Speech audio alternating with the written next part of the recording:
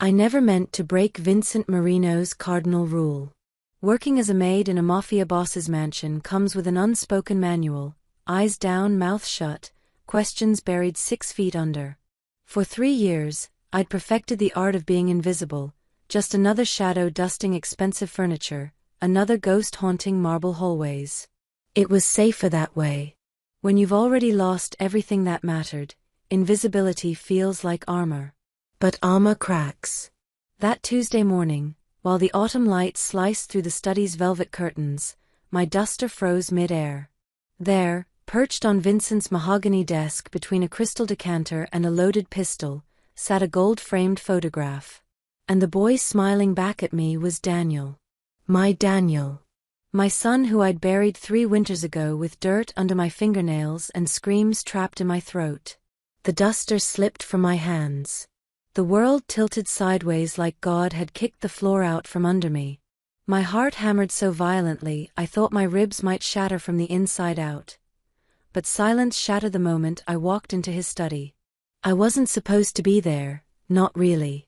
Vincent had left for a meeting, and I was finishing the second floor cleaning when I noticed his study door ajar, afternoon sunlight spilling through like an invitation. Just a quick dust, I told myself. In and out. Nobody would know. The photograph sat on his desk, angled slightly toward his chair, like he looked at it often. At first, my brain refused to process what my eyes were seeing. It was impossible. Medically, logically, universally impossible. But the scar above the left eyebrow didn't lie. Neither did the dimple when he smiled, or the way his eyes crinkled at the corners exactly like his father's used to. My son. My Daniel. Very much alive in this photograph, very much real, wearing clothes I'd never bought him, standing in a place I'd never taken him. No. The word fell from my lips like a stone into still water. No, no, no. What are you doing in here? Vincent's voice cracked through my spiral like thunder. I spun around, the frame clutched to my chest, tears already streaming down my face without permission. This boy. My voice broke on every syllable. This is Daniel. My son. I buried him 3 years ago. Vincent froze in the doorway, his expression cycling through confusion, anger, and then something that looked like the ground opening beneath his feet. He stared at me, then at the photo, then back at me. When he finally spoke, his voice was barely above a whisper. That's Matteo Marino. My son. The child I lost 8 years ago. He moved toward me slowly, like approaching a wild animal. I was told he was dead. But I never saw his body. The air in the study grew heavy, suffocating, charged with the weight of impossible coincidences and buried truths clawing their way to the surface. 2 grieving parents. 1 photograph. And a truth that would unravel everything. Hello everyone. Before we start, make sure to like and subscribe to the channel, like the video and share with loved ones, and tell me in the comments where you're watching from and what time it is there. That way, YouTube will keep showing you stories just like this one. Now, let's begin. The study felt smaller suddenly, like the walls were closing in to witness something they shouldn't. Vincent Marino stood in the doorway, a statue carved from disbelief and barely contained rage. His perfectly pressed suit seemed at odds with the chaos brewing behind his eyes. You're lying. His voice was flat, dangerous. The kind of voice that preceded violence. I shook my head, clutching the frame tighter against my chest. My hands were still trembling, tears still tracking down my cheeks like they'd forgotten how to stop. I'm not. I swear to God, I'm not lying. This is Daniel. My Daniel. That, Vincent said, taking a step into the room, is Matteo Marino. My son. And I don't know what kind of sick game you're playing, but... Game? The word exploded from me, sharp and bitter. You think this is a game? You think I want to be standing here, looking at a photograph of my dead son in a stranger's house, losing my mind? Vincent's jaw clenched. He's not dead. He was taken. He is dead. My voice cracked, splintering into pieces. I buried him. I stood over his grave and watched them lower the coffin into the ground. I felt the dirt under my fingernails from where I clawed at the earth because I couldn't accept it. Don't you dare tell me my son isn't dead. For a moment, something flickered across Vincent's face, something that looked almost like understanding. Almost like shared pain. But it vanished as quickly as it appeared, replaced by cold suspicion. When? He demanded. What? When did he die? 3 years ago. The words tasted like ash. April 7th. A Tuesday. It was raining. Vincent went very still. Too still. The kind of stillness that meant gears were turning behind those calculating eyes, pieces clicking into place that shouldn't fit but somehow did. Matteo was taken 8 years ago, he said slowly, more to himself than to me. He was 7 years old. Blonde hair. Blue eyes. A scar. Above his left eyebrow, I finished, my voice barely a whisper. Shaped like a crescent moon. He got it when he was 4, fell off his bike trying to race the neighborhood kids. Vincent's face went pale. Actually pale, like I'd reached into his chest and squeezed his heart. I kept going, unable to stop now that the dam had broken. He had a dimple. Right here. I touched my left cheek. Only showed up when he really smiled, not the polite smile he used for strangers. The real one. And his eyes, they weren't just blue, they had these little gold flecks near the center, like someone had sprinkled stardust there. Stop. Vincent's voice came out strangled. He hated tomatoes but loved ketchup, which made no logical sense, but that was Daniel. He'd sleep with his left hand tucked under his pillow, always, ever since he was a baby. And when he laughed, really laughed, he'd snort, just once, and then get embarrassed about it. Stop talking. Vincent's hands had curled into fists at his sides. He was mine, I whispered, the tears flowing freely now, unchecked. He was my entire world. And when they told me he was gone, that some drunk driver had stolen him from me, I wanted to die too. I should have died too. The silence that followed was suffocating. Vincent stared at me like I was a ghost, or a bomb, or something equally impossible and dangerous. His breathing had gone shallow, his chest rising and falling in sharp, uneven rhythms. Those details, he finally said, his voice hoarse. How do you know those details? Because I'm his mother. The word came out fierce, primal. I know every scar, every habit, every piece of him because I loved him from the moment he took his first breath. So don't you dare stand there and tell me I'm lying about my own child. Vincent moved then, crossing the room in 3 long strides. For a terrifying second, I thought he might actually hurt me. His reputation wasn't built on mercy after all. But instead, he grabbed the photograph from my hands with surprising gentleness and stared at it like it held the secrets of the universe. The scar, he murmured. Matteo had the same scar. Same place. It's not a coincidence, I said quietly. No. He looked up at me, and for the first time, I saw past the Mafia boss exterior to the broken father underneath. No, it's not. We stood there, 2 people orbiting the same impossible truth, neither of us willing to let go but neither of us understanding what we were holding on to. I had a funeral, Vincent said abruptly. 8 years ago. Closed casket. My mother arranged everything. She said. He swallowed hard. She said the body was too damaged. From what they'd done to him. My stomach dropped. I had a funeral too. Closed casket. The hospital said the same thing. Too damaged. They wouldn't let me see him. Vincent's eyes met mine, and in that moment, we both realized we were standing on the edge of something vast and terrible. A conspiracy that had stolen the same child twice, buried him in 2 different graves, and made 2 different parents believe he was gone. Someone is lying, Vincent said, his voice taking on that dangerous edge again. Someone orchestrated this. But why? Why would anyone? I don't know. He set the photograph back on his desk with careful, deliberate precision. But I'm going to find out.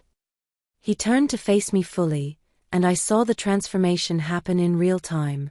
The grieving father retreated, and the Mafia boss emerged, cold, calculating, lethal. What's your full name? Maya Rivers. Maya Rivers, he repeated, like he was committing it to memory.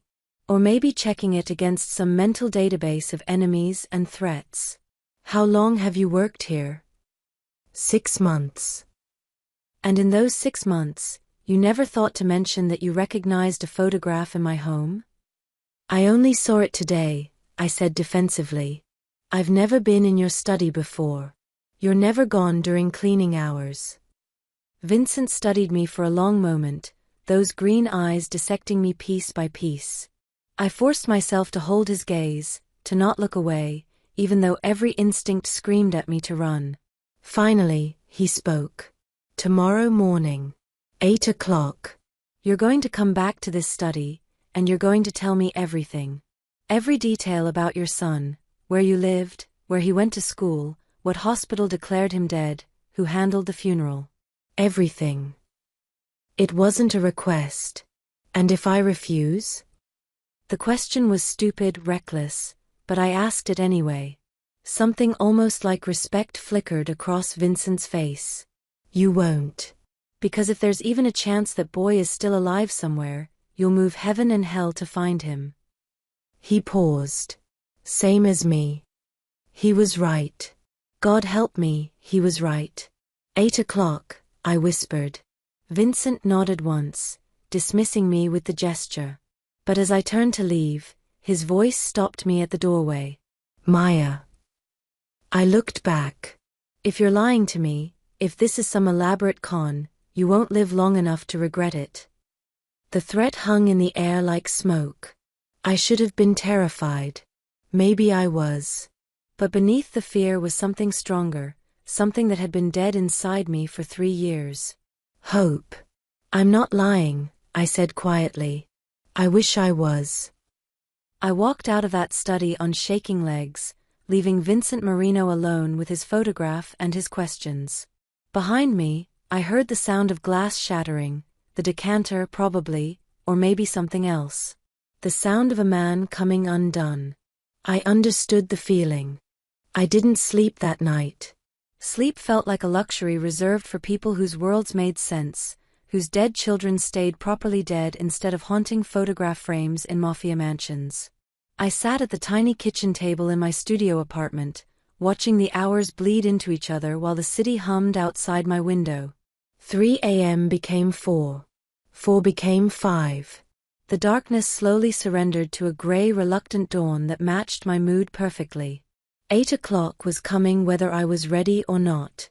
By 7:30, I'd changed clothes 3 times, made coffee I couldn't drink, and rehearsed what I'd say so many times the words lost all meaning.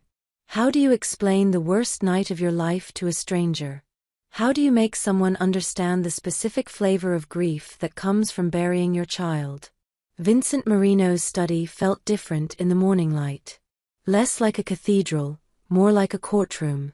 He sat behind his desk, perfectly composed in a charcoal suit, looking like he'd actually slept. The only sign of last night's chaos was the missing decanter, replaced by a coffee service that probably cost more than my monthly rent. Sit, he said, gesturing to the leather chair across from him. I sat. My hands twisted together in my lap, a nervous habit Daniel used to tease me about. Vincent poured 2 cups of coffee with steady hands. Start from the beginning. The night he died. The words were a key turning in a lock I'd welded shut 3 years ago. Everything came flooding back. The smells, the sounds, the way my heart had simply stopped beating for what felt like hours. It was April 7th, I began, my voice barely above a whisper. A Tuesday. Daniel had been at soccer practice. He was supposed to walk home with his friend Marcus, but Marcus's mom called to say Marcus was sick, so Daniel was walking alone. Vincent's expression remained neutral, but I saw his jaw tighten slightly. I was making dinner. Spaghetti, his favorite, even though he'd insist on picking out all the tomatoes. A ghost of a smile crossed my lips, bitter and brief. The phone rang at 6:47. I remember because I looked at the clock, annoyed at the interruption. It was the hospital. The kitchen in my memory dissolved, replaced by sterile white hallways and the smell of antiseptic strong enough to burn my nostrils. They said there'd been an accident. A hit and run. They found his backpack nearby, his school ID. But the body. My throat closed up, and I had to force the next words out.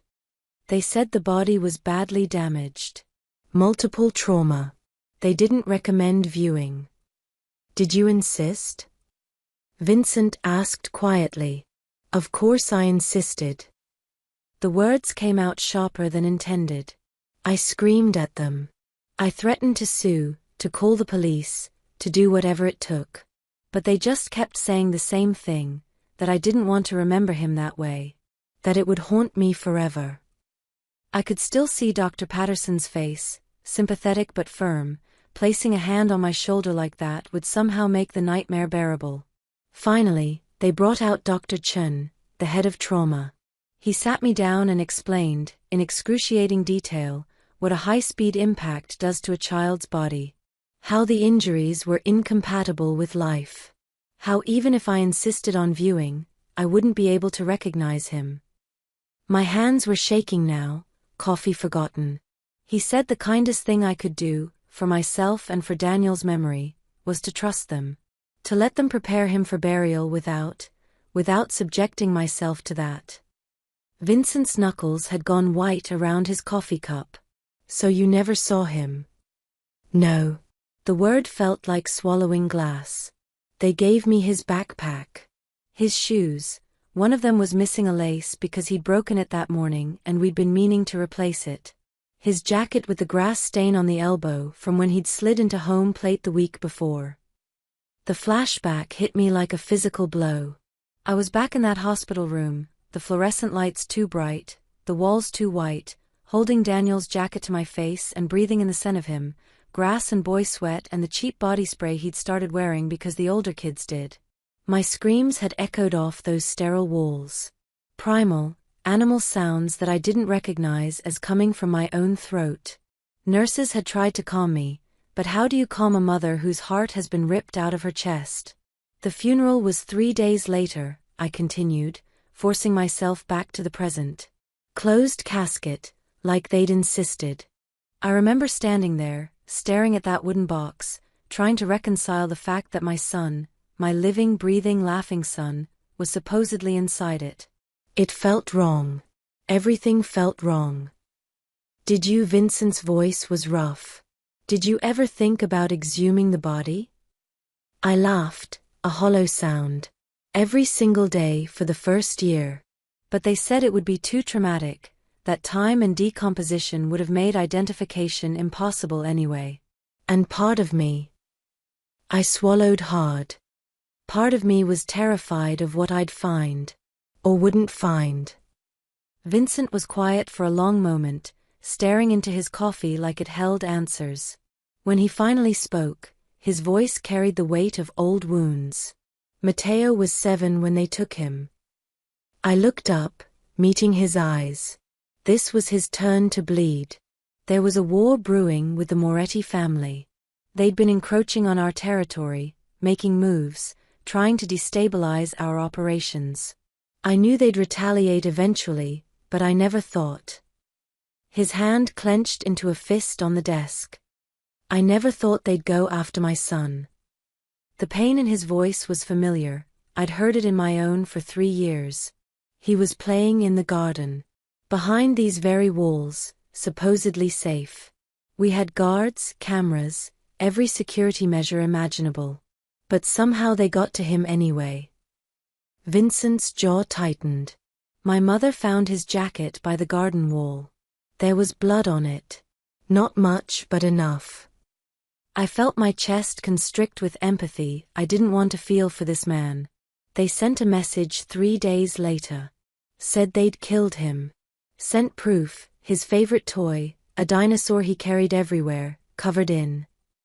He stopped, composing himself. My mother arranged the funeral. She said she'd seen the body, identified it, and that I shouldn't have to bear that burden. That a father shouldn't have to see his child like that. Closed casket, I whispered. Closed casket, he confirmed. I wanted to see him. Needed to. But my mother insisted it would destroy me, that the injuries were too severe. And I was. He paused, something vulnerable flickering across his face. I was too broken to fight her. The parallel was impossible to ignore. 2 funerals, both closed casket, both with authorities insisting the bodies were too damaged to view. 2 parents kept away from their children's corpses by well-meaning gatekeepers. 2 children who might never have been in those coffins at all. Someone staged this, I said, the realization crystallizing into certainty. Both times. Someone wanted us to believe our children were dead. Vincent's eyes met mine, and I saw the same cold fury I felt burning in my own chest. The question is who, he said quietly. And more importantly, why? He stood abruptly, moving to the window overlooking the garden where his son had disappeared. The morning light cast shadows across his face, making him look older, wearier. There's only one way to know for certain, Vincent said, his voice taking on that dangerous edge I'd heard yesterday. My heart began to race. What are you suggesting? He turned to face me, and the look in his eyes was both terrifying and exactly what I needed to see. We dig up the graves. The room spun slightly. The thought of disturbing Daniel's final resting place, of confronting whatever truth lay 6 feet under, made my stomach turn. But beneath the nausea was something else. That same wild, impossible hope from yesterday. When? I asked. Vincent smiled, but there was no warmth in it. Tonight. I'll make the arrangements. And if the coffin isn't empty? The question I was terrified to ask. Then we'll know the truth, and we can finally grieve properly. He paused. But if it is empty? He didn't need to finish. If the coffin was empty, everything changed. Every tear I'd cried, every night I'd wished to die alongside my son, every moment of the last 3 years had been built on a lie. And someone was going to pay for that. The arrangements, as it turned out, involved more than just shovels and darkness. Vincent dismissed me after our conversation, promising to handle the logistics. I should have gone home, should have tried to eat something, or at least pretend to function like a normal human being. Instead, I found myself wandering the mansion's hallways in a daze, my mind replaying our conversation on an endless loop. I was so lost in thought that I didn't notice the 2 men until they were blocking my path. Miss Rivers. The one on the left was built like a brick wall, with a scar running down his jaw. Mr. Marino would like us to ask you a few questions. Something cold slithered down my spine. He just finished asking me questions. Different questions, the other one said. He was smaller but somehow more frightening, with eyes like chips of ice. Come with us. It wasn't a request. They led me to a room I'd never seen before, windowless, soundproofed, with a metal table and chairs that looked like they'd seen their share of unpleasant conversations. My heart hammered against my ribs as they gestured for me to sit. How long have you been planning this? Brick Wall asked, circling me like a shark. Planning what? The con. Ice Eyes leaned forward, his breath smelling of cigarettes and menace. You show up 6 months ago, work your way into the household, gain trust, and then suddenly you're claiming the boss's dead son is yours? That's quite a story. It's not a story, it's the truth. Convenient truth, Brick Wall interrupted. Real convenient that you just happened to get hired here. That you just happened to wander into his study. That you just happened to see that specific photograph. My hands clenched into fists on the table. I didn't plan any of this. I didn't even know who Vincent Marino was when I took this job. I needed work, that's all. Where'd you work before? Ice Eyes pulled out a notepad, flipping through it with theatrical precision. Says here you've had 17 different jobs in the last 3 years. Cashier, waitress, cleaning lady, factory worker. Never stay anywhere longer than a few months. Why is that? Because I couldn't bear to be around people.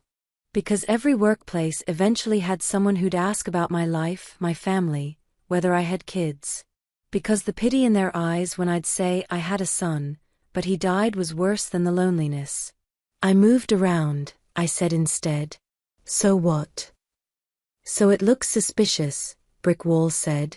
Looks like someone who's running from something. Or running towards something. I'm not. Who sent you? Ice Eyes slammed his hand on the table, making me jump. The Morettas? The Castellanos? Who's paying you to mess with the boss's head? Nobody. I'm telling you the truth. The truth. Brick Wall laughed, a sound like gravel in a blender. Lady, the truth is you're either delusional or you're running a con. Either way, you're a liability. The interrogation went on for what felt like hours. The same questions from different angles, designed to trap me in contradictions that didn't exist. They wanted me to be lying, needed me to be lying, because the alternative, that I might actually be telling the truth, was too complicated for their black and white world. When they finally let me go, my hands were shaking and my throat was raw from defending myself. I stumbled out into the hallway, feeling like I'd been wrung out and hung to dry. Rough morning.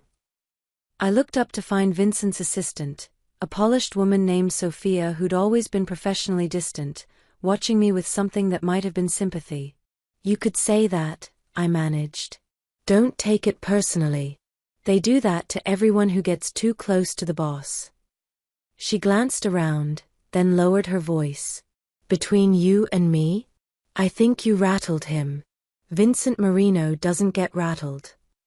She walked away before I could respond, leaving me alone with that small bitter comfort. I should have left then. Should have gone home, packed my things, and disappeared before Vincent's men decided I was more trouble than I was worth. But I couldn't. Not when we were so close to answers. Instead, I found myself drifting toward the East Wing, where the older staff rooms were located. The mansion had a skeleton crew during the day. Most of Vincent's people worked nights, when the real business happened. But there were always a few veterans hanging around, the ones who'd been with the family for decades. I heard the voices before I saw them. Can't believe he's actually listening to her. Who knows what game she's playing? Could be anyone sent her. I pressed myself against the wall, barely breathing. Did you see his face yesterday though? When he came out of the study. I haven't seen him look like that since. Since the boy died. I know. This voice was older, weathered. Poor Mateo.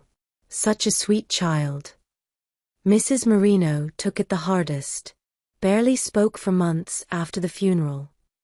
My ears perked up at the mention of Vincent's mother. Well, she's the one who handled everything, wasn't she? The identification, the funeral arrangements, keeping Vincent away from.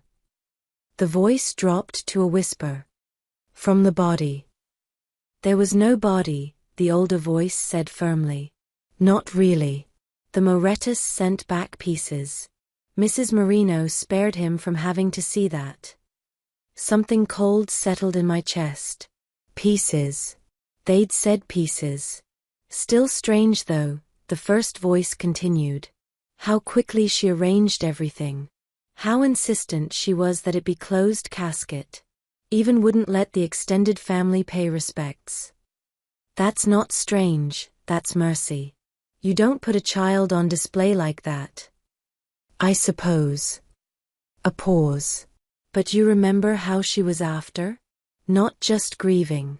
Almost relieved? Like a weight had been lifted. Watch your tongue, the older voice snapped. Mrs. Marino loved that boy. I'm not saying she didn't. I'm just saying it was odd. The whole thing was odd. Their voices faded as they moved away, leaving me frozen in the hallway with my mind racing. Mrs. Marino had arranged everything. Had insisted on the closed casket. Had kept Vincent from seeing the bodies, pieces that may or may not have actually existed. What if Vincent's mother had orchestrated the whole thing? But why? Why would a grandmother fake her own grandson's death? What possible reason could she have? I thought about Dr. Chun, insisting I not view Daniel's body. The hospital staff, so sympathetic but so firm. The rushed funeral, the sealed coffin. Had someone paid them? Orchestrated my son's disappearance the same way Vincent's mother had orchestrated Mateo's? My phone buzzed in my pocket, making me jump. A text from an unknown number. Cemetery. Greenwood Memorial. Tonight, 11 p.m. Come alone. V. My heart pounded as I typed back, okay. But I couldn't wait until tonight. I needed to see Daniel's grave now in daylight, when the world still made some kind of sense. Greenwood Memorial was a 40-minute bus ride from the mansion. I made the journey in a fog, muscle memory carrying me through the routes I'd walked countless times in the early days, when I'd visit his grave every morning and every evening like some kind of penance. The cemetery was quiet, peaceful. Daffodils were starting to bloom along the pathways. Spring had always been Daniel's favorite season. His grave was in the children's section, marked by a simple headstone, Daniel Rivers. Beloved son. Forever in our hearts. I approached slowly, my feet heavy as concrete. Something felt wrong. The grass around the plot looked disturbed, darker than the surrounding area. Fresh, somehow. And then I saw it. The earth near the headstone was uneven, recently moved. Small divots in the soil, like someone had been testing the ground. One of the funeral flowers I'd left last month, fake roses that I'd thought would last forever, was lying 10 feet away, trampled into the dirt. Someone had been here. Someone had disturbed my son's grave. I dropped to my knees, pressing my hands into the soil, feeling for, what? Evidence? Proof? The earth felt loose, recently turned. Not professionally, not like grave maintenance. More like someone had been digging. Searching. Looking for something that isn't there, I whispered to the wind. My phone buzzed again. Vincent, my people are watching you. Stay calm. Don't draw attention. We dig tonight. But someone had already beaten us to it. The question was, had they found what they were looking for? Or had they discovered, just like we were about to, that there was nothing to find at all? The rain started at 10:30, like the universe had a flair for dramatic timing. I stood at the cemetery gates, watching the drops create halos around the streetlights, my jacket already soaked through. Vincent had said 11. It was now 10:58, and every second felt like an eternity stretched on a rack. A black SUV pulled up, silent as a hearse. The back door opened. Get in, Vincent's voice cut through the sound of rain. I climbed inside, water dripping from my hair onto leather seats that probably cost more than my car used to. Vincent sat in the back with 2 of his men up front, not brick wall and ice eyes from this morning, thank God. These ones looked like they specialized in the quiet kind of violence, the kind that left no witnesses. You came alone, Vincent observed. You told me to. Most people don't follow orders from men like me very well. There was something almost like respect in his tone, especially when those orders involve grave robbery. This isn't grave robbery. My voice came out harder than I intended. This is finding the truth. Vincent studied me in the dim light, rain streaking down the windows between us like tears. You understand what we're about to do? What it means if you're wrong? I'm not wrong. But my hands were shaking, betraying me. And if the coffin isn't empty? If your son really is? He trailed off, but the implication hung heavy in the air. If Daniel really was in that box, decomposed and gone, then I'd been torturing myself with false hope. Then this whole thing was just a grieving mother's delusion, and I disturbed my child's eternal rest for nothing. Then at least I'll know, I whispered. At least I can stop wondering. The SUV pulled through the cemetery gates. Apparently Vincent had the kind of influence that made locked gates open at midnight. We drove in darkness, headlights off, navigating by memory and moonlight filtered through storm clouds. When we reached the children's section, Vincent's men were already there. 4 of them, dressed in black, with professional-grade equipment that made my earlier fantasy of just 2 people with shovels seem laughably naive. Mr. Marino, one of them nodded. Ground soft from the rain. Should make the work easier. Easier. As if there was an easy way to dig up your child's grave. I stepped out into the rain, and it immediately intensified, like the sky was crying for what we were about to do. My feet sank into mud as I approached the headstone.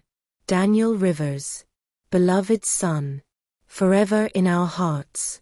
Not forever, I thought. Not if he's still out there somewhere. Miss Rivers. Vincent appeared beside me, rain plastering his hair to his forehead, making him look less like a mafia boss and more like a man about to face his worst fear. Last chance to walk away. I'm not walking away. I turned to face him fully. Are you? Something flickered in his eyes, surprise, maybe, or recognition. The acknowledgement that we were the same, he and I. 2 parents who'd been broken by loss and rebuilt ourselves on foundations of grief so deep they become part of our skeletons. No, he said quietly. I'm not. His men began to dig. The sound of shovels hitting earth was obscenely loud in the silence of the cemetery. Each scrape of metal against soil felt like it was carving pieces out of my chest. I wanted to look away but couldn't. Vincent stood beside me, equally transfixed, his hands clenched into fists at his sides. The rain came down harder, turning the grave site into a muddy soup. Vincent's men worked with grim efficiency, their movements mechanical. They'd probably done this before for less noble reasons. How deep? One of them called out. Standard depth, Vincent replied, his voice steady despite the way his jaw was clenched tight enough to crack teeth. 6 feet. 6 feet of earth between me and the truth. 6 feet that felt like 6 miles. Time became elastic. Minutes stretched into hours or compressed into seconds. I couldn't tell anymore. All I knew was the rain, the mud, the rhythmic sound of digging, and Vincent's presence beside me like an anchor in a storm. Then, a different sound. Wood on metal. We've hit something, one of the men announced. My knees nearly gave out. Vincent's hand shot out, gripping my elbow to steady me. For a moment, we just stood there, holding on to each other like drowning people clutching driftwood. Clear it off, Vincent ordered. They brushed away the remaining dirt with gloved hands, revealing the top of a small coffin. White, with brass handles. I remembered picking it out in a haze of grief, the funeral director guiding me through choices no parent should ever have to make. Boss. One of the men looked up, waiting for the final order. Vincent looked at me. Together. I nodded, not trusting my voice. We descended into the grave, mud sucking at our feet, rain soaking us to the bone. Up close, the coffin looked smaller than I remembered. Had it always been this tiny? Had my son really been meant to fit inside something so impossibly small? Vincent's men had crowbars ready. I watched as they positioned them under the lid, waiting for Vincent's signal. On 3, he said, his voice rough. 1, 2. I closed my eyes, unable to watch. The sound of wood splintering was like bones breaking. 3. I forced my eyes open. The coffin lid came free with a groan of protesting metal and wood. Vincent's men stepped back, their faces carefully neutral, professional masks hiding whatever they actually felt. Vincent and I moved forward as one, looking down into the open coffin. Empty. Completely, utterly empty. No body. No bones. No remains. Just white satin lining, slightly yellowed with time, and absolutely nothing else. The world tilted sideways. A sound escaped my throat, half sob, half laugh, completely unhinged. My legs gave out and I collapsed to my knees in the mud at the edge of the grave, staring down at that empty box like it was a miracle and a nightmare wrapped in the same impossible package. "He's not here," I whispered. "He's not here." Vincent had gone very still beside me, staring into the coffin like he could make a body appear through sheer force of will. His breathing had gone ragged, his hands trembling as he gripped the edge of the grave. "Matteo," he breathed. Then louder, anguished, "Daniel. Whatever his name is, he was never here." One of his men spoke up carefully. "Boss, we should leave us," Vincent snapped. "All of you. Now." They retreated without question, melting into the rainy darkness like ghosts. It was just us now, two people standing over an empty grave, holding the shattered pieces of 3 years of grief. I don't know who broke first. Maybe it was me, maybe it was Vincent, maybe we both shattered simultaneously. But suddenly I was sobbing great, heaving sobs that shook my entire body. Not tears of sadness this time, but something wilder, more primal. Relief. Rage. Hope. Vincent sank down beside me, and for the first time since I'd met him, the mask completely fell away.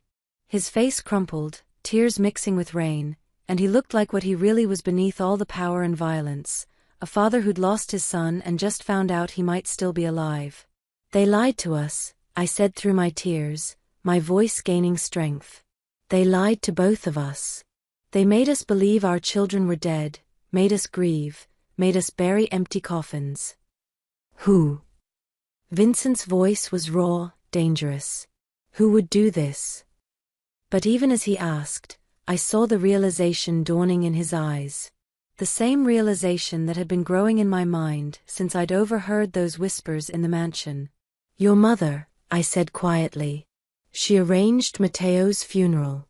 She kept you from seeing the body. She insisted on the closed casket." Vincent's face went white, then red, fury replacing grief in the span of a heartbeat. "If she did this, if she took my son and made me think he was dead." He didn't finish the sentence. He didn't need to. I pushed myself to my feet, rain streaming down my face, mud coating my clothes. I looked down at that empty coffin, the lie I'd been living with for 3 years, and felt something shift inside me. The grief that had weighed me down like chains suddenly transformed into something else. Fire. Pure, burning determination. "He's alive," I said, my voice steady now, strong. "Daniel is alive.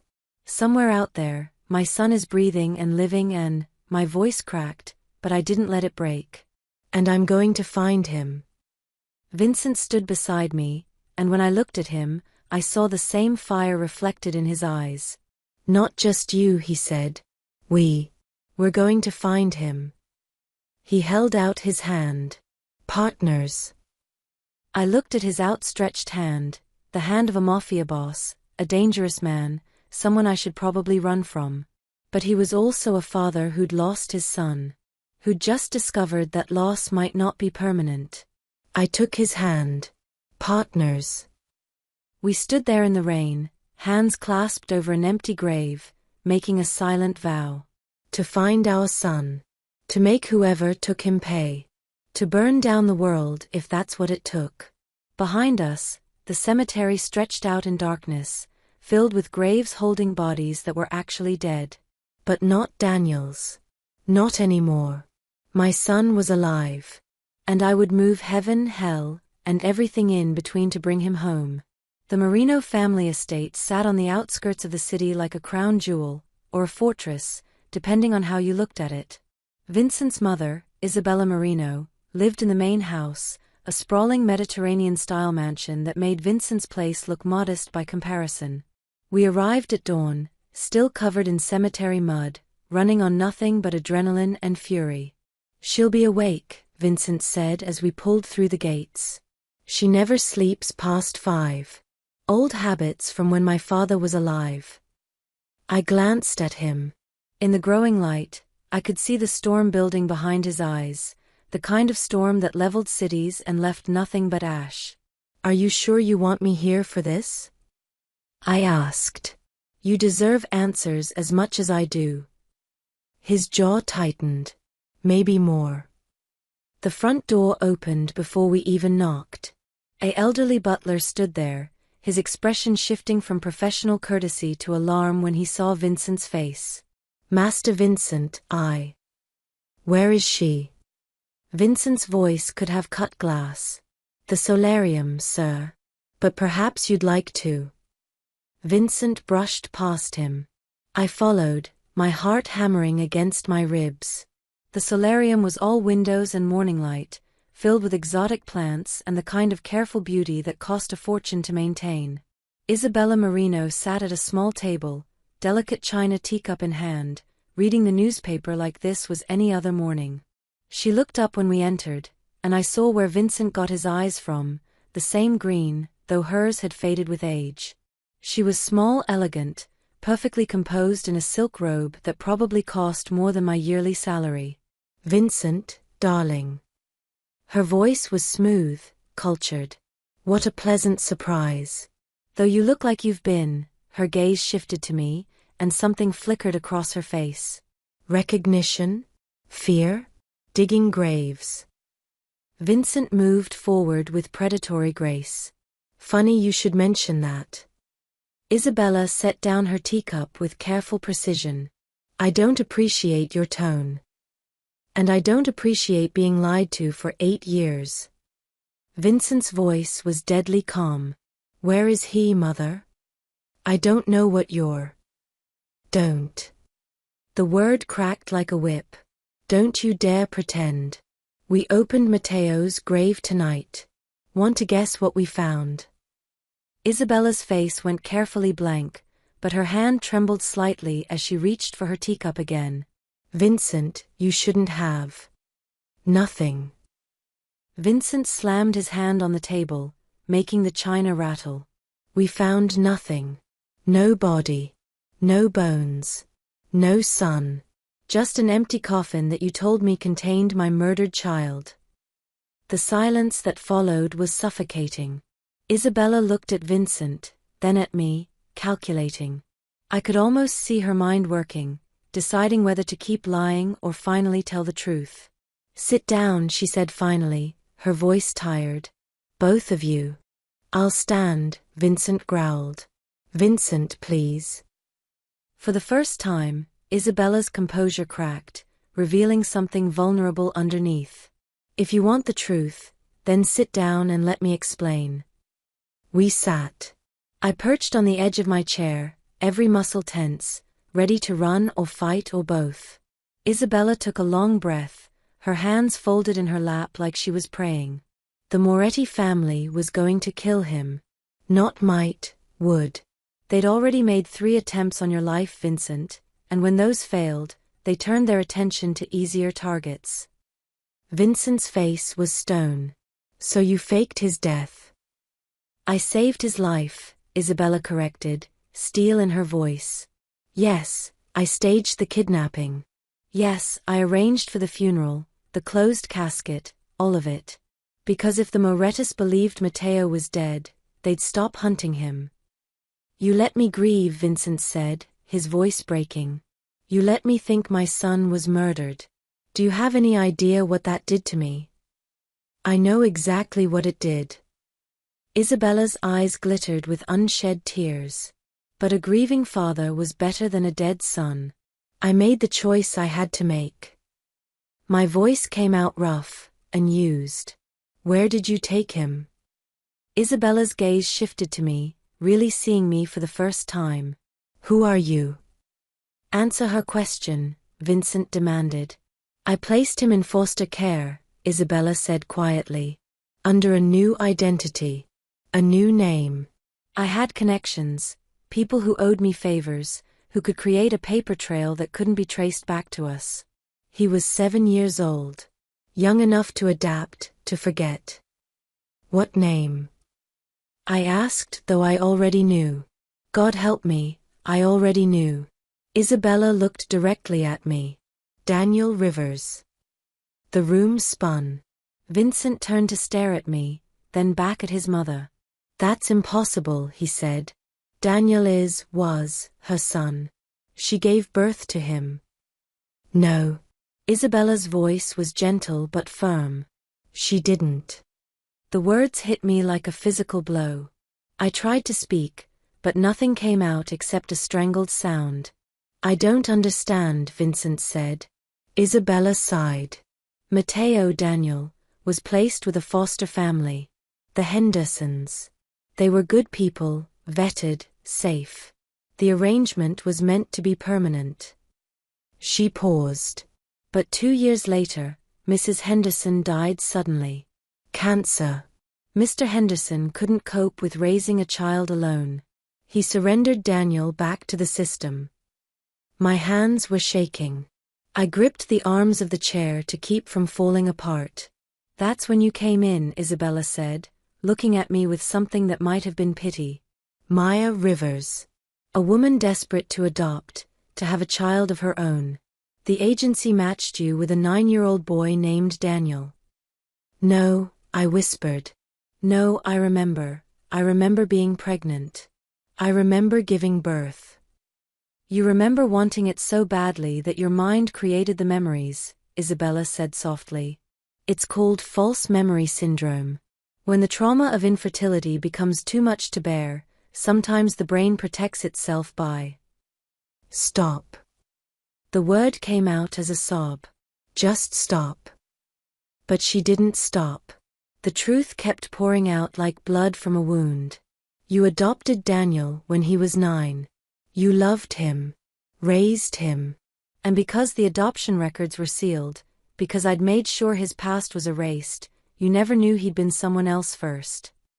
Isabella's voice cracked. You never knew he was my grandson. Vincent had gone pale. You're saying she raised my son. For 3 years, she was his mother, and neither of us knew. Yes. I couldn't breathe. Couldn't think. Every memory I had of Daniel, of Mateo, was suddenly tilted, shifted, wrong and right at the same time. The way he'd sometimes have nightmares he couldn't explain. How he'd occasionally call me by the wrong name in his sleep.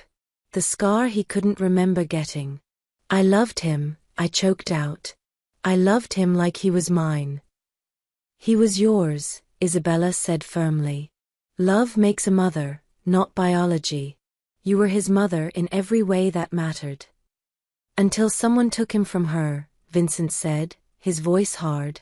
The hit and run 3 years ago. What really happened? Isabella's face went white. I don't know. Bullshit. I don't. She stood abruptly, agitated. I had people watching him, always. Making sure he was safe. But then one day, they reported he was gone.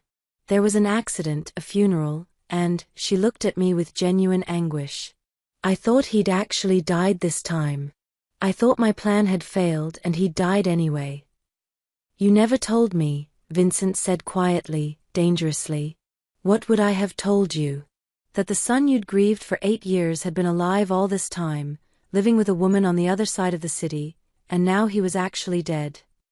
Isabella's voice broke. I couldn't put you through that. So you stayed silent, Vincent said. Even when you suspected. I didn't suspect, Isabella interrupted. I believed he was dead. I mourned him all over again. She turned to me. I mourned with you, without you knowing. Every day for 3 years. The pieces were falling into place, but they formed a picture I didn't want to see. Someone knew, I said slowly. Someone knew about the first fake death. About the foster care, the adoption, everything. Vincent's eyes met mine. And they used that knowledge to take him a second time. But why? I asked. If he was already hidden, already safe, why take him again? Leverage, Vincent said grimly. If you want to control a king, you take his heir. Even if everyone thinks the heir is dead. Isabella sank back into her chair, suddenly looking every one of her 68 years. I tried to protect him.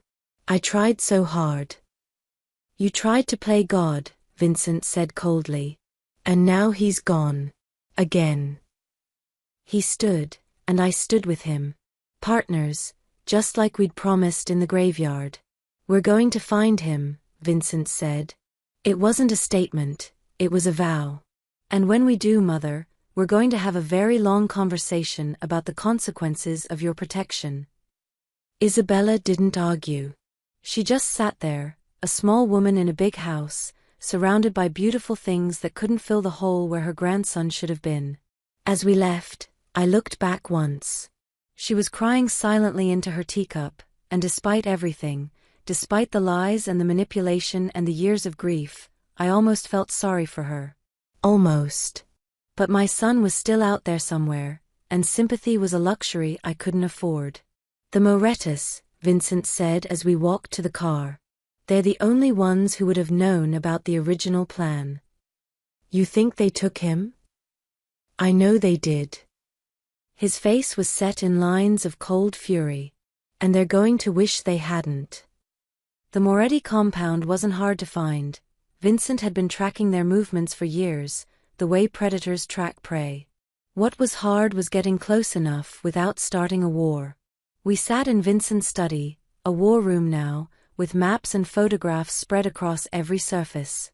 His men came and went like shadows, bringing intelligence, whispers, pieces of a puzzle we were desperate to complete. The hit and run was staged, Vincent said, pointing to a grainy surveillance photo. Look at the timestamp. The hospital called you at 6:47. But the accident was reported at 6:32. I leaned closer, my pulse quickening. They called me 15 minutes after the accident was reported?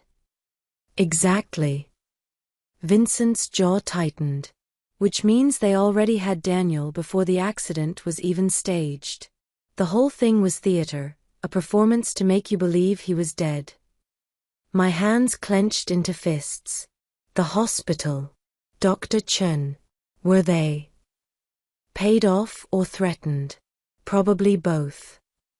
Vincent pulled out another photo, this one of a man in an expensive suit standing outside a hospital. This is Carlo Moretti, second in command of the Moretti family. He was at the hospital that night. The rage that swept through me was physical, burning hot behind my eyes. They took him. They took my son and made me believe he was dead while they, what? What did they want with him? Leverage. Vincent's voice was cold, clinical. The Morettas knew about my mother's plan. They must have had someone on the inside, someone who knew Matteo had been placed in foster care. They waited, watched, and when the time was right, they took him. But why wait so long? Why let me have him for 3 years? Vincent met my eyes, and I saw the same helpless fury I felt reflected back at me. Because they wanted me to suffer first. They wanted to watch me grieve, watch me break. And when they finally revealed they had my son, he stopped, swallowing hard. It would destroy me completely. Except they never revealed it, I said slowly. They've had him for 3 years and haven't used him as leverage. Why? Because something went wrong. Vincent pulled out a final photograph, and my breath caught in my throat. It was recent, taken maybe days ago. A boy, 13 or 14 now, with blonde hair darker than I remembered and eyes that had seen too much. But I would have known him anywhere. Daniel. Matteo. My son. Where? The word came out as a whisper. We're still trying to pinpoint the location. But Marco, Vincent gestured to one of his men, found something else. Marco stepped forward, holding a clear evidence bag. Inside was a torn piece of paper, yellowed and creased like it had been folded and unfolded 1,000 times. We found this in one of the Moretti safe houses we raided last night, Marco said. Hidden in a vent. Vincent took the bag and handed it to me. Through the plastic, I could see childish handwriting, the letters shaky but determined. Mom, if you find this, I'm alive. They said you think I'm dead, but I'm not. I'm in a big house with guards. They call me Mateo, but I'm Daniel. I'm your Daniel. Please find me. I miss you so much. I remember everything. The spaghetti without tomatoes. The way you sing off key. How you tuck me in twice because you forget the first time. I'm alive, Mom. Please don't forget me.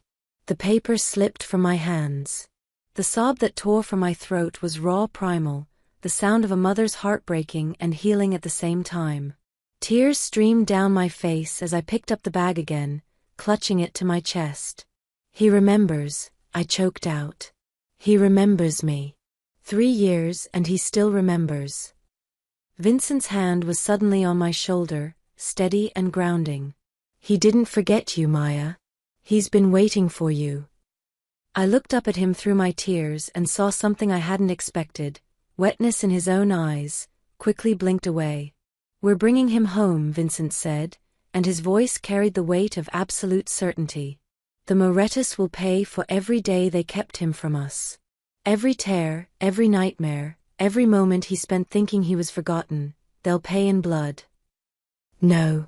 The word came out sharp, cutting through his rage like a blade. Vincent's eyes narrowed. No. I stood, still clutching Daniel's note, my whole body vibrating with purpose. We bring him back alive. That's the priority. Not revenge, not bloodshed, Daniel. If we go in guns blazing, if we turn this into a massacre, he could get caught in the crossfire. These are the people who stole him, who made him believe his mother thought he was dead. I know. My voice cracked. God, Vincent, I know. I want them to suffer just as much as you do. But I want my son more. I want him alive, safe home. Revenge can wait. Vincent stared at me, jaw clenched so tight I could see the muscle jumping. The war happening behind his eyes was visible, the Mafia boss who dealt in violence versus the father who'd just gotten a second chance. Finally, he spoke, his voice low and dangerous. We bring him back alive. But after that, you can burn their entire world to the ground, I finished. And I'll light the match. But Daniel comes first. Vincent held out his hand, and I took it. The handshake was firm, binding, a pact sealed not just in words but in shared understanding. Partners, he said. Partners, I echoed. Marco cleared his throat. Boss, we may have something. One of our informants said the Morettas moved a package 3 days ago. High security, middle of the night. They took it to the old Rossi estate on the north side. Vincent's eyes lit up with cold fire. The estate that's supposedly abandoned? The very one. I clutched Daniel's note tighter, feeling his words through the plastic like a lifeline. I'm alive, Mom. The Rossi estate loomed against the night sky like a sleeping giant, all dark stone and darker windows. From our position in the tree line, I could count 6 guards on patrol, maybe more inside. Vincent's hand signal brought the team to a halt. 2 minutes, he whispered, checking his watch. When the guard rotation shifts, we move. My heart hammered so hard I thought it might crack my ribs. I was dressed in tactical gear that Vincent's people had provided, black on black, a bulletproof vest that felt both reassuring and terrifying.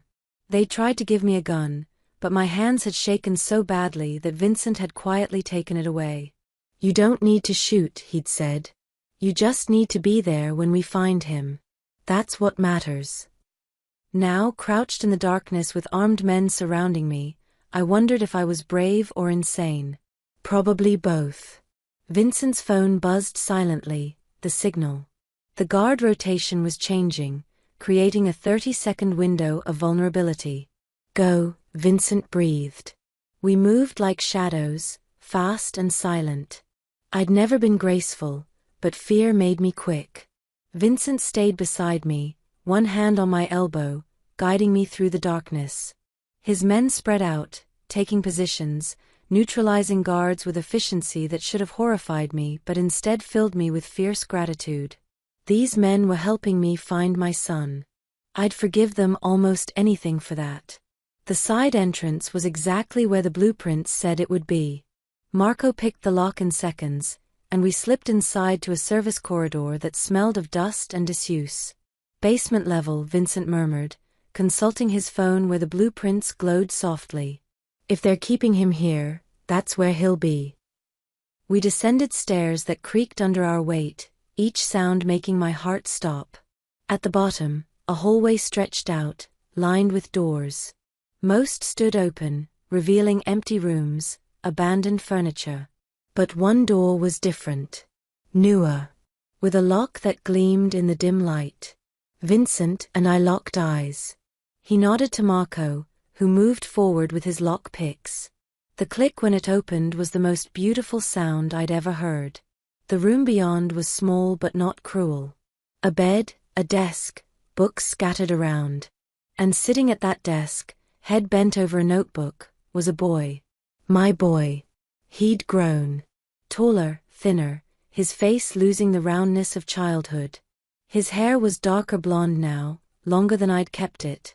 But the way he held his pencil, tongue poking out slightly as he concentrated, that was pure Daniel. Matteo, Vincent breathed beside me, his voice breaking on the name. Daniel's head snapped up. His eyes, those blue eyes with gold flecks, went wide. He stared at us like we were ghosts, like his mind was struggling to process what he was seeing. Mom. The word came out as a question, disbelieving, desperate. And then I was moving, crossing the room in 3 strides, dropping to my knees in front of him. My hands reached for his face, cupping his cheeks, feeling the solid reality of him under my palms. Daniel, I sobbed. Oh my God, Daniel, you're real, you're here, you're... Mom. He crashed into me, his arms wrapping around my neck with desperate strength. Mom, Mom, Mom. We collapsed together, holding each other so tight it hurt, both of us crying so hard we couldn't breathe. His face pressed into my shoulder, and I could feel him shaking, could hear the broken sounds he was making. I knew you'd come, he gasped between sobs. I knew you didn't forget me. I knew it. Never, I choked out, running my hands through his hair, over his back, needing to touch every part of him to believe he was real. I could never forget you. Never, never, never. They said you thought I was dead. They said you'd moved on, that you were happy. Lies. I pulled back enough to look at his face, to wipe the tears from his cheeks with shaking hands. All lies, baby. I've been looking for you every single day. Every single day. Behind us, Vincent stood frozen in the doorway. I saw him through my tears, this powerful, dangerous man staring at his son with an expression of such raw longing it made my chest ache. Daniel noticed him too. He swallowed hard. They said you're my real father. That my name is supposed to be Matteo. Vincent moved forward slowly, like approaching a wild animal. I am your father. But Daniel, his voice cracked, Daniel is who you are. Who you've become. And that's okay. Daniel looked between us, confusion and hope warring in his eyes. I don't understand any of this. You don't have to, I said, cupping his face again. Not right now. Right now, we just need to get you home. The words seemed to break something in him. Home, he whispered. I want to go home. Boss. Marco's voice cut through the moment, urgent. We've got movement upstairs. We need to go. Now. Vincent's expression hardened instantly. He pulled off his jacket and wrapped it around Daniel. Stay between Maya and me. No matter what happens, you stay with us. Understand? Daniel nodded, his hand finding mine and gripping it like a lifeline. We moved fast, back down the hallway, up the stairs. I could hear shouting now, the sound of guards responding to the breach. Vincent's men were ahead of us, clearing a path, but I knew we were running out of time. Go, go. Vincent urged, his hand on Daniel's back, pushing him forward. We burst out of the side entrance into chaos. Lights were on now, guards swarming. Someone shouted, and then gunfire. The sound was deafening. Vincent shoved us both down behind a stone wall, his body covering Daniel's, my arms wrapped around both of them. Bullets pinged off stone, the sound like the world ending. Vincent. I screamed. I've got him. Vincent shouted back. Marco, suppressing fire. Get them to the tree line. Marco appeared, grabbing my arm, pulling me up. Move, Mrs. Rivers. Now. I kept hold of Daniel's hand, refusing to let go as we ran.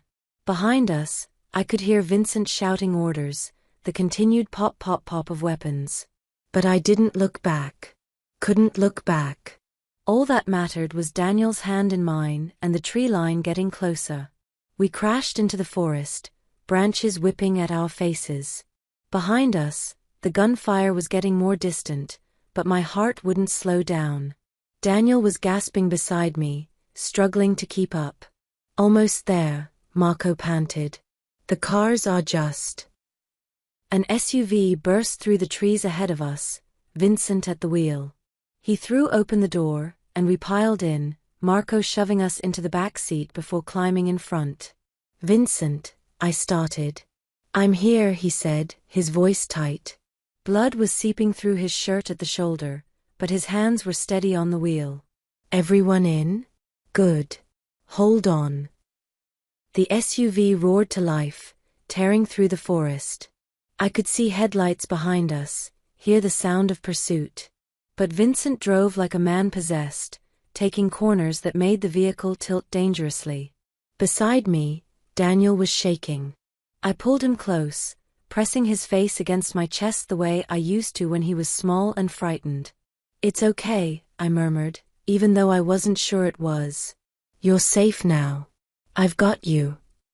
His arms wrapped around me, holding tight. Don't let go, he whispered. Please don't let go. Never, I promised. Never again. Vincent's eyes met mine in the rearview mirror. Blood was dripping down his arm now, staining the seat, but he just smiled, fierce and triumphant. We got him, he said. We got our boy. And despite the bullets and the blood and the chaos, I smiled back. Because he was right. We'd gotten our boy. 3 weeks later, I stood in the doorway of Daniel's room, his new room in the fortified wing of Vincent's mansion, watching him sleep. He'd grown 2 inches already, or maybe he'd always been this tall and I just hadn't been able to see it before. His hair was trimmed now, neat and blonde again, the way he liked it. But there were shadows under his eyes that spoke of nightmares, of 3 years that couldn't be erased with comfort and safety. He had another one last night. I turned to find Vincent beside me, his arm still in a sling from the bullet wound that had required surgery. The doctors had said he'd been lucky, 2 inches to the right and it would have hit an artery. I know, I said quietly. I heard him crying. I came to check on him, but you were already there. Vincent's expression softened. He called for both of us. Mom first, then Dad. The word still came out uncertain, like he wasn't sure he'd earned it yet. You have, I said, reading his thoughts. Earned it, I mean. You saved his life. We saved his life. Vincent looked at me with something that might have been wonder. You know, my mother called again this morning. Isabella had been trying to reach out since the rescue, desperate to see her grandson, to explain, to be forgiven. Vincent had been ignoring her calls. And I prompted. And I told her she could visit. Supervised. Briefly. He sighed. Daniel has a right to know his grandmother, even if she made catastrophic choices. But it'll be on our terms. Our terms. The phrase should have sounded strange, but it didn't. We'd become a unit, Vincent and I, 2 people who'd started as maid and employer and become something else entirely. Partners. Co-parents. Family. The scandal had been immediate and spectacular. The media had gotten hold of the story somehow. Mafia bosses lost heir returns from dead, and for 2 weeks, we'd been besieged by reporters. Vincent's lawyers had managed to suppress most of it, but enough had leaked to make us notorious. I was no longer just Maya Rivers, the maid who cleaned Vincent Marino's house. Now I was Maya Rivers, the mother who'd done the impossible. The woman who'd dug up graves and infiltrated Mafia strongholds and brought her son home. Vincent had made it official last week, in front of his entire organization. "This woman is under my protection," he'd announced, his voice carrying that dangerous edge that made even hardened criminals pay attention. "Not as an employee. As family. Anyone who threatens her, threatens me." The message had been clear. I was untouchable now. It should have felt strange, being protected by a man whose business involved things I didn't want to know about. But when I looked at Daniel, at Mateo, at our son, I found I didn't care. Vincent had helped me find my child. Nothing else mattered. Behind us, Daniel stirred, making a soft sound. Vincent and I both tensed, ready to comfort him if the nightmares came again. But instead, his eyes fluttered open, focusing first on me, then on Vincent. "Mom." His voice was sleep-rough. "Dad." Vincent's breath caught. It was the first time Daniel had called him that while fully awake. "We're here, baby," I said softly, moving into the room. Vincent followed. And I was never letting him go again. Daniel sat up, and I noticed his hands were shaking slightly. "I had the dream again. The one where I wake up and you're both gone. Where I'm back in that room and..." "Hey." I sat on the edge of his bed, and Vincent sat on the other side. We'd become practiced at this, at surrounding him with our presence until the fear receded. "Look at me. Look at us. We're real. You're home. This isn't going away. Promise." His voice cracked, making him sound young again. 12 instead of almost 14. "Promise," Vincent said firmly. "You're a Marino. You're my son. And Marinos protect their own with everything they have." "I'm also a Rivers," Daniel said, looking at me with those blue-gold eyes. "Right? I'm both." The question hit me square in the chest. For weeks, I'd been terrified that learning the truth, that he was Vincent's biological son, that I hadn't given birth to him, would change how he saw me. Would make him love me less. "You're both," I managed, my voice thick. "You're Daniel Rivers and Mateo Marino. You're whoever you want to be." "I want to be your son," he said simply. "Both of you. Is that okay?" Vincent and I looked at each other over Daniel's head, and I saw my own emotions reflected in his eyes. Relief.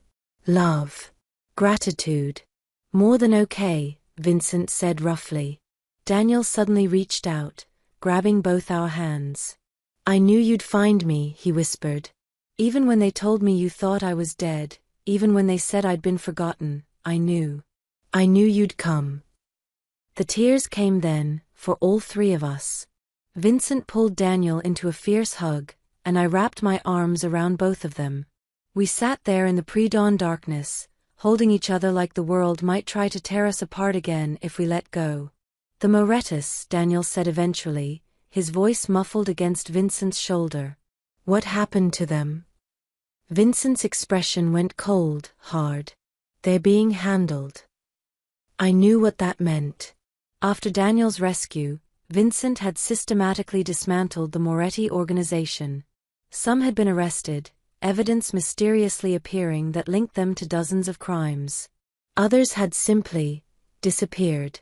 Vincent hadn't shared details, and I hadn't asked. Some things were better left unknown. "Good," Daniel said fiercely. Then softer, "They told me Mom had forgotten me. That she'd gotten a new family." "Never," I whispered, cupping his face. "I visited your grave every week. I talked to you like you could hear me. I never stopped being your mother, not for a single second." "The grave with no body," Daniel said, and there was something almost like dark humor in his voice. "That's so weird." "Everything about this is weird," Vincent said dryly. "But we're together. That's what matters. Later, after Daniel had fallen back asleep, this time peacefully, wedged between us like he used to do when he was small and afraid of thunderstorms, Vincent and I stood in the hallway. "Thank you," I said quietly. Vincent looked surprised. "For what?" "For believing me. For helping me find him. I gestured vaguely, for all of this." "You're his mother," Vincent said simply. "Biology doesn't change that. The way you love him, the way you fought for him." He stopped, his voice going rough. "That's what makes you his mother. Not genetics." I felt something crack open in my chest, some last piece of fear I'd been holding on to. "And you're his father. Not because of DNA, but because you saved him. Because you're here, every night, checking on his nightmares." We stood there in comfortable silence, two broken people who'd found wholeness in the most unlikely way. "I should go," I said eventually. "Try to get some sleep before sunrise." "Maya." Vincent's hand caught my arm. "You know you don't have to stay in the guest wing anymore. This is your home too." I looked back at Daniel's door, at the room where our son slept safely for the first time in 3 years. "I know," I said softly. "Thank you." As I walked to my room, my home, I thought about empty coffins and fake funerals and 3 years of grief. I thought about finding a photograph that shouldn't exist and digging up a grave that held nothing but lies. But mostly, I thought about Daniel's arms around me, his voice whispering, "I knew you'd find me, Mom." I'd buried an empty coffin 3 years ago. Had mourned and grieved and died a little myself. But now, standing in this house that had become a home, with my son sleeping safely down the hall and a partner I trusted with my life watching over him. Now, I made a new vow. I would never bury my son again. Not in truth. Not in lies. Not ever. He was home. We were home. And nothing in this world would tear us apart again.